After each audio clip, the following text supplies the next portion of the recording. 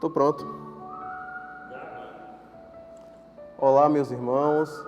Um bom dia a todos. A graça e a paz do Senhor Jesus Cristo. Hoje,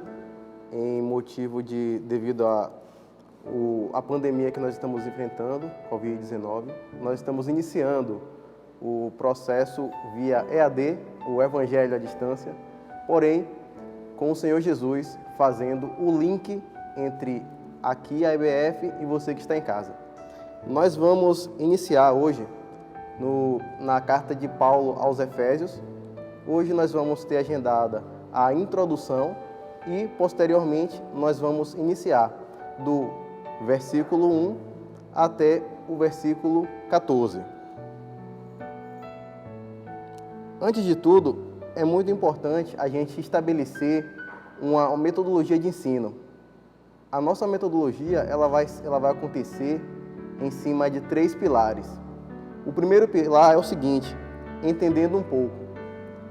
É um momento que nós vamos fazer a introdução dos assuntos, a introdução dos temas, onde nós vamos abordar questões políticas, questões religiosas, filosóficas e doutrinárias que envolvem a parte do estudo da carta. Depois, nós vamos caminhando pela palavra. É onde a gente vai aproveitar para revisar, para discutir sobre os versículos, o que o Senhor quer falar através da nossa vida e da sua palavra. E em terceiro lugar, não menos importante, nós vamos ter a parte do ensino chamado Aplicando em Nossas Vidas. Nesse momento é onde nós vamos falar e nos perguntar sobre o que o Senhor falou e o que Ele pretende abordar na nossa vida, no nosso dia a dia. Antes de iniciar o estudo, no slide que você vai estar vendo na sua tela, tem um tema bastante importante que, na verdade, é uma pergunta que nos faz refletir. Como podemos entender a carta de Paulo aos Efésios? Antes de abordarmos a carta, é muito importante nós entendermos qual era o contexto geopolítico da época, a quem ela foi endereçada, saber quando ela foi escrita, qual foi a intenção ao escrevê-la e com qual propósito ela foi escrita. Diante dessas informações, nós podemos ter uma base para que nós possamos entender de fato o que está por trás da palavra. Apenas através do entendimento do cenário da época, nós podemos tomar uma posição e receber do Senhor o que Ele tem para nós.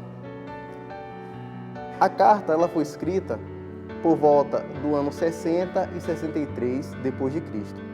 Ela foi escrita por Paulo quando ele estava preso em Roma. Acredita-se que ela foi escrita no momento da sua primeira prisão, onde ele passava um período em que ele gozava de liberdade para poder pregar o Evangelho e fazer a obra. Quais são os principais temas abordados? Como primeiro tema, a gente tem o propósito de Deus. Depois, ele aborda Jesus como o centro do cristianismo. Aqui, na carta de Efésios, nós vemos uma palavra verdadeiramente cristocêntrica. Depois ele fala sobre uma igreja viva e atuante. Fala também sobre a família de Deus e o comportamento do verdadeiro cristão. Vamos lá. Agora é a hora de iniciarmos o nosso quadro Entendendo um pouco. Qual era o contexto geopolítico da época? Bom, a cidade de Éfeso é uma cidade portuária que fica na Ásia Menor e ela tem como uma prerrogativa ser considerada a capital da Ásia Menor. Era uma cidade que era muito conhecida por sua diversidade cultural, religiosa e também comercial, até porque lá estava estabelecida várias rotas comerciais que circundavam toda a região. Nessa época, a igreja ela enfrentava ampla perseguição. Ela estava sob perseguição do Império Romano e em Jerusalém já havia muita perseguição e o povo de Deus estava começando a ser dissipado entre as nações.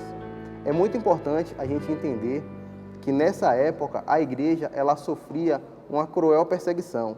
E essa cruel perseguição, ela os incentivava, ela os colocava em posição de buscar mais de Deus, de ter uma comunhão, uma relação maior com o Senhor.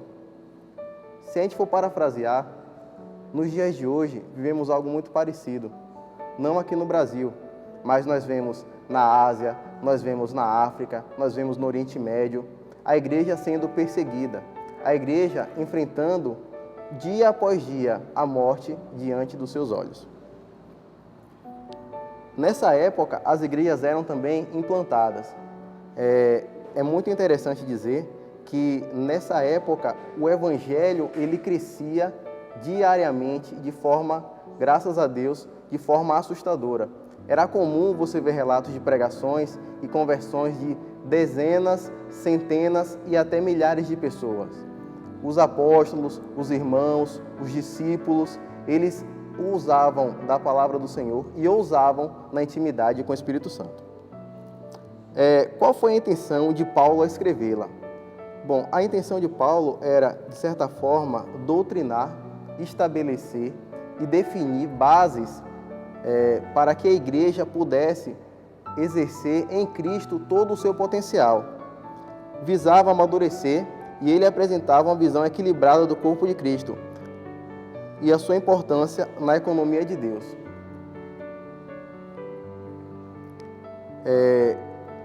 A cidade de Éfeso, ela possuía 300 mil habitantes. Quando Paulo esteve presente lá, ele deixou para tomar conta da igreja, na sua segunda viagem missionária, 2 irmãos chamados Priscila e Áquila. Eles ficaram responsáveis por pastorear, por tomar conta dessa igreja e garantir que todos aqueles neófitos, ou seja, aquelas pessoas que eram novas na fé, pudessem ter o alimento espiritual para desenvolvimento em Cristo. É muito interessante a gente citar que em Éfeso tinha o templo da deusa Diana. Essa deusa, ela era representada por ser a deusa da fertilidade. E nessa cidade havia uma economia muito forte relacionada à criação de joias, artefatos, imagens de escultura para essa deusa Diana.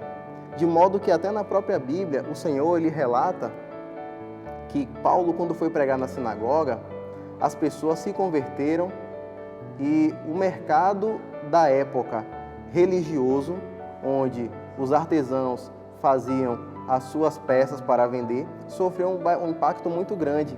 E eles tentavam, de todas as formas, atingir Paulo, seja fisicamente, seja espiritualmente, porque é uma cidade que tinha uma transição espiritual, tinha um apelo de feitiçaria, de rituais muito fortes, e ela foi perdendo aos poucos. Então, se você der uma olhada lá no livro de Atos, por volta do capítulo 18 ou 19, você vai entender o que a gente está comentando aqui. O templo da deusa, né, na deusa, entre aspas, Diana, era um templo tão conhecido, na verdade, era o orgulho da cidade de Éfeso. Ele era 4 vezes maior do que o templo lá em Atena, o Partenon. E ele era conhecido como uma das maravilhas do mundo antigo. Tinha um texto, na verdade uma poesia, que dizia que o templo da deusa Diana era uma das coisas mais bonitas que o sol podia contemplar quando ele passava pela terra. Então, nós vemos a igreja de Jesus se colocando inteiramente contra as potestades, contra os ídolos, contra os deuses e fazendo da palavra do Senhor o seu norte, a sua bússola. Agora a gente vai iniciar a parte do texto, a parte do ensino, no Caminhando pela Palavra.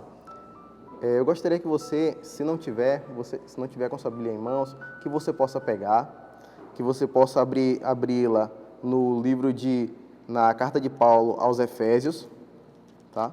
Ela fica logo após o livro de Gálatas. E aí você vai colocar no capítulo 1. Eu vou fazer a leitura total do versículo 1 até o versículo 14, que diz o seguinte: Paulo, apóstolo de Cristo Jesus, por vontade de Deus, aos santos que vivem em Éfeso e fiéis em Cristo Jesus, A graça a vós outros e paz da parte de Deus, nosso Pai, e do Senhor Jesus Cristo. Bendito Deus e Pai de nosso Senhor Jesus Cristo, que nos tem abençoado com toda a sorte de bênção espiritual nas regiões celestiais em Cristo, assim como nos escolheu nele antes da fundação do mundo, para sermos santos e irrepreensíveis perante Ele. E em amor nos predestinou para Ele, para a adoção de filhos, por meio de Jesus Cristo, segundo o beneplácito da sua vontade, para louvor da glória de sua graça, que Ele nos concedeu gratuitamente no amado, no qual temos a redenção, pelo seu sangue, a remissão dos pecados, segundo a riqueza da sua graça, que Deus derramou abundantemente sobre nós, em toda a sabedoria e prudência, desvendando-nos o ministério da sua vontade e segundo o seu beneplácito que propusera em Cristo, de fazer convergir nele, na dispensação da plenitude dos tempos, todas as coisas, tanto as dos céus como as da terra. Nele, digo, no qual fomos também feitos herança, predestinados, segundo o propósito daquele que faz todas as coisas conforme o conselho da sua vontade, a fim de sermos, para louvor da sua glória, nós, os que de antemão esperamos em Cristo, em que também vós, depois de que ouvistes a palavra da verdade, o evangelho da vossa salvação, tendo nele também crido, fostes selados com o Espírito Santo da promessa, o qual é o penhor da nossa herança, até o resgate da sua propriedade, em louvor da sua glória. Então nós temos aqui muitas verdades espirituais, muitas verdades bíblicas, muitas afirmações que para o povo de Éfeso serviu bastante, pois desse momento em diante a palavra ela pôde ser de fato ensinada de forma peculiar, de modo que se a gente for buscar um pouquinho mais para frente, lá no livro de Atos e até mesmo no livro de Efésios, nós vamos encontrar muitos homens de Deus que após lerem esses relatos puderam ter a sua vida transformada, como um exemplo deles é Apolo. Se você for ler em Atos 18, 19, 20 a seguir, você vai ver que Apolo, que era um homem, que era muito experimentado na palavra e ousado no espírito, ele não tinha o total conhecimento acerca da palavra de Cristo. Ele não conhecia acerca do Espírito Santo. Ele só conhecia o batismo. E Priscila e Áquila, que foram deixados por Paulo na igreja de Éfeso, o puderam ensinar e também passar para ele a renovação proposta pelo Espírito Santo de Deus em nossas vidas. Vamos seguir para o estudo? Podemos dividir os versículos de duas formas. Primeira é a leitura única, que é a que a gente acabou de fazer. A gente leu do versículo 1 até o versículo 14. E no segundo momento, a segunda forma de leitura é a leitura fragmentada, que é segundo a intenção do leitor, onde nós podemos, versículo a versículo, extrair tudo aquilo que o Senhor tem para nós.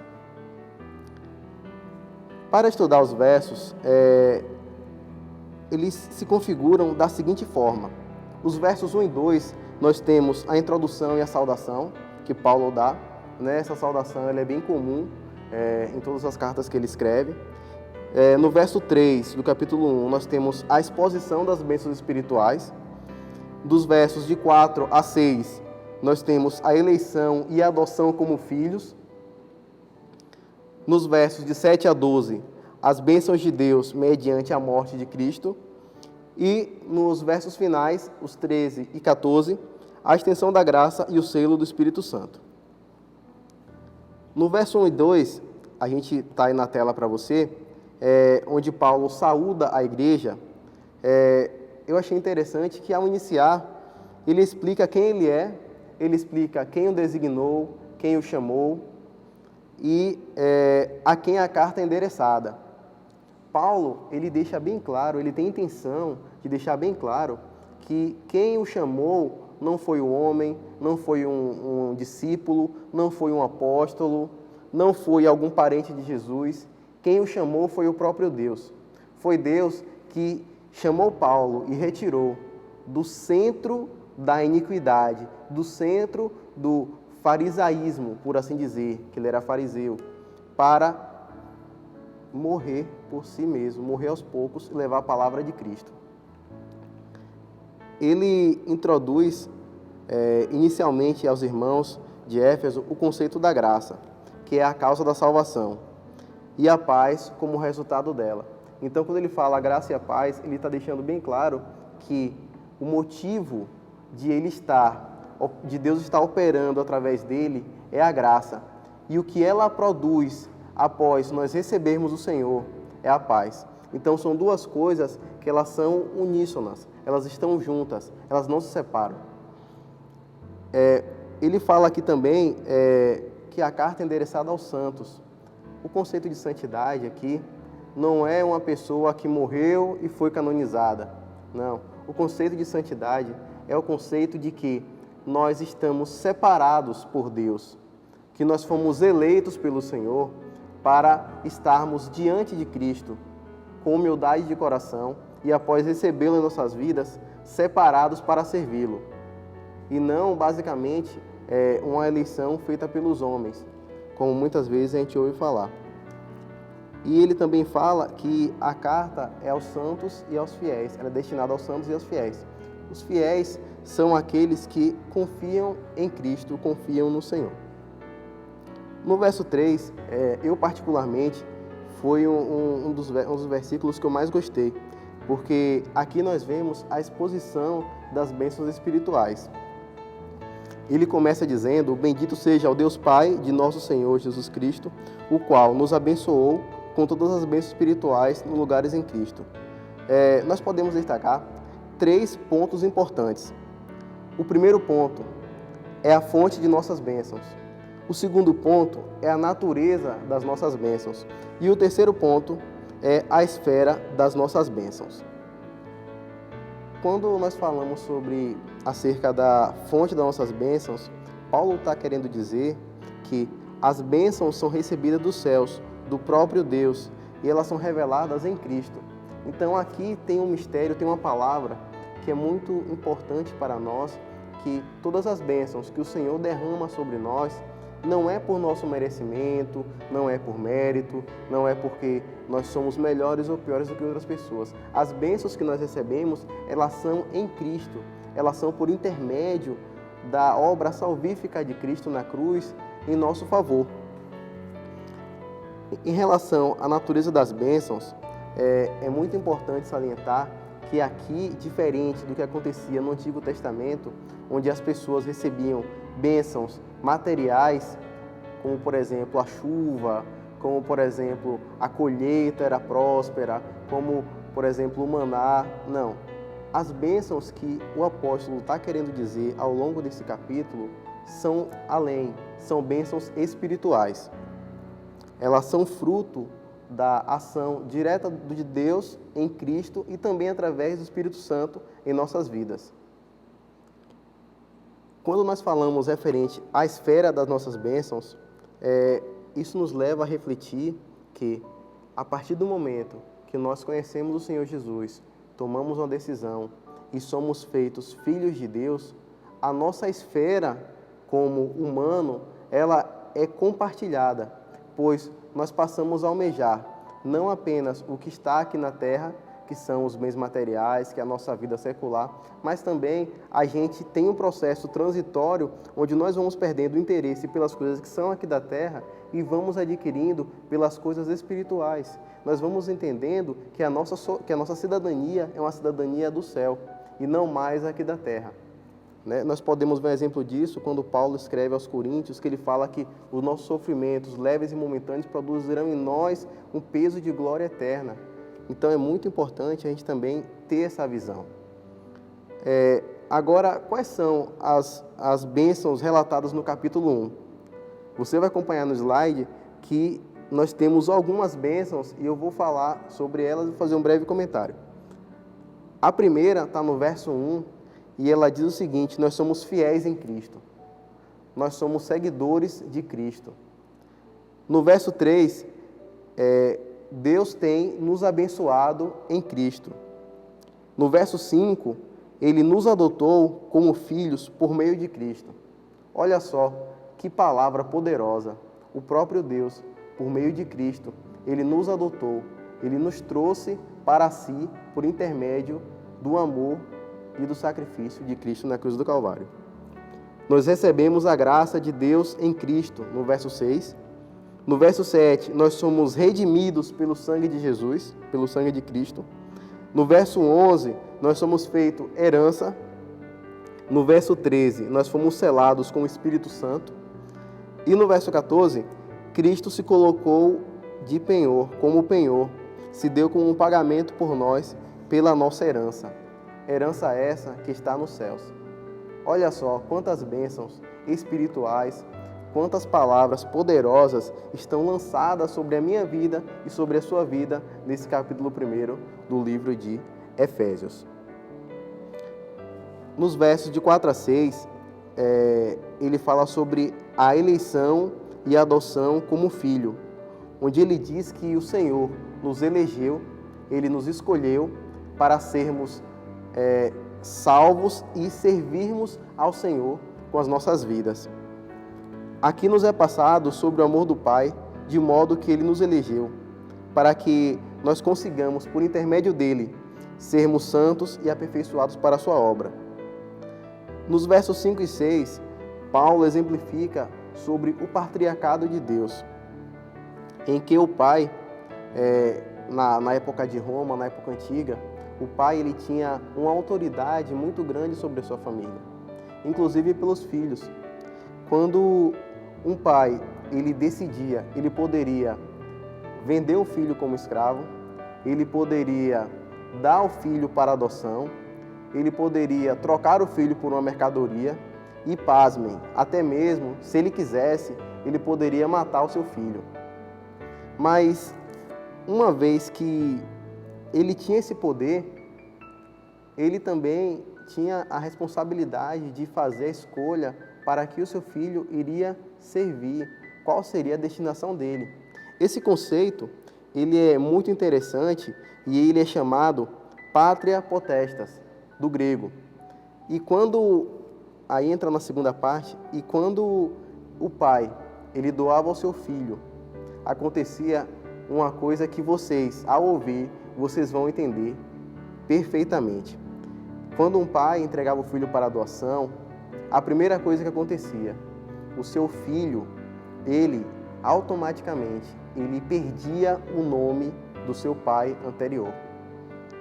No segundo momento, o seu passado era completamente apagado. Depois, ele ganhava uma nova herança. Ele fazia parte da herança dos bens que o pai possuía. E, em último momento, ele usava o seu nome.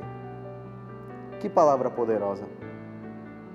Você conseguiu fazer alguma analogia entre os poderes e os direitos que o filho tinha após ser adotado? É isso mesmo que Jesus fez por nós. Ele se entregou sem nenhum pecado, sem nenhuma mácula, para que nós pudéssemos ser adotados pelo Senhor. E aí o nosso passado pudesse ser apagado, as nossas transgressões foram esquecidas, Deus nos adotou, nos deu o seu nome e também nós tivemos direito à herança espiritual, que é a salvação, que é a vida eterna, que é uma vida que não é nessa vida. O Senhor Jesus, Ele se deu por nós, Ele nos tornou filhos de Deus. Vamos ler rapidamente em Romanos 8:29, que diz o seguinte: porque os que dantes conheceu, também os predestinou, para serem conformes à imagem de seu Filho, a fim de que ele seja o primogênito de muitos irmãos. Nos versos de 7 a 12, ele fala sobre as bênçãos que Deus, mediante a morte de Cristo, deixou para nós. Em que temos a redenção pelo seu sangue, a remissão das ofensas, segundo as riquezas da sua graça. Cristo nos redimiu pelo seu sangue. Ele remiu os nossos pecados. Aqui nós temos duas ações distintas. A primeira é a remissão e a segunda a redenção. Elas são dependentes e resultantes da mesma ação, o sangue de Cristo. A ação de Cristo na cruz nos reme de todo o pecado, nos perdoa e, por consequência, nos conduz para a redenção, apagando todo o escrito de dívida que havia contra nós. Apenas aquele que tem o poder de perdoar pecados, carregando-nos consigo, pôde tirar o pesado fardo que estava sobre nós. Mediante a nossa entrega por inteiro a Ele, e pudemos ser transformados e redimidos. Em Gálatas 3,13, você pode abrir aí na sua Bíblia, a Bíblia diz que Cristo nos resgatou da maldição da lei, fazendo-se maldição por nós, porque está escrito: maldito aquele que for pendurado no madeiro. Então nós temos uma visão bastante importante sobre o sangue de Jesus. No verso 8, ele tornou abundante para conosco em toda sabedoria e prudência. Deus, por meio de Cristo, derramou de forma abundante e nos deu de sobremaneira a sua graça. No verso 9, diz o seguinte: descobrindo o mistério da sua vontade, segundo o seu beneplácito que propuseram em si mesmo. Então, através de Cristo, Deus revelou a palavra aí que está escrita, na palavra mistério, mas a raiz dela grega significa mysterium, e aí entra uma paráfrase que é meio engraçada, em que há uma diferença entre o grego e o português, de modo que no grego mistério não significa o que está significado no português. No português, mistério é algo oculto, é algo que não foi revelado, é algo de certa forma com um tom obscuro. Já no grego, que é o que está aqui na palavra de Deus, a raiz, mysterion, ela quer dizer algo que não era oculto e agora é revelado. Ou seja, algo que nós não tínhamos o conhecimento e agora Deus o revelou através de Cristo Jesus. No verso 10, ele fala sobre revelar a todos, nesse exato momento, a autoridade de Cristo. Que todas as coisas estão debaixo da sua autoridade, estão debaixo da sua vontade. Você pode ler em sua casa Filipenses 2, do 5 ao 9, que é muito interessante, a mensagem é muito rica, mas destacando o verso 9, diz que pelo também Deus o exaltou soberanamente e lhe deu o nome que é acima de todo nome, para que o nome de Jesus se dobre o joelho dos que estão nos céus, na terra e debaixo da terra. Então aí, Paulo deixa bem claro para os novos convertidos, para os irmãos que estão iniciando na fé, todo o senhorio de Cristo. Nos versos 11 e 12, você pode ler na sua casa, Cristo nos fez herança, Ele nos permitiu a adoção, de modo que nós somos recebedores de uma herança incorruptível e eterna, que é a salvação. Então, se nós pararmos para recapitular o que Deus falou conosco nesses versículos, nós podemos entender que, primeiro, Ele nos perdoou, segundo, Ele nos redimiu, em terceiro lugar, Ele nos revelou a sua palavra, nos revelou o seu propósito, da palavra mistério, Ele trouxe às claras o que estava escuro, Ele nos fez herança e, mais para frente agora, a gente vai falar que Ele nos selou.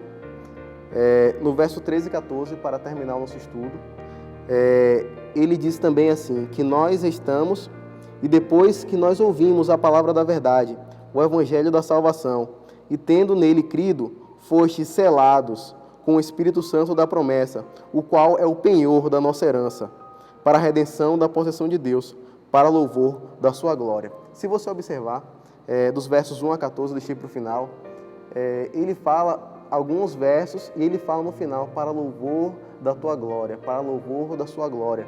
Então o Senhor, tudo que Ele faz, todas as obras que Ele faz na vida do homem, da natureza, no nosso ministério, nas nossas vidas, tudo reflete a sua glória. Ele é glorificado em todos os seus atos. Nesses versos, Paulo enfoca e direciona a extensão da graça salvífica de Cristo, ou seja, ele fala para nós que após a conversão, nós somos selados, nós recebemos o Espírito Santo. Então aqui nós temos, bem rápido, para finalizar, o esquema principal de alcance e salvação. Nós temos a pregação da palavra, onde nós ouvimos e cremos, depois nós recebemos o perdão e, por último, nós somos selados pelo Espírito Santo. Agora, o último quadro, aplicando em nossas vidas.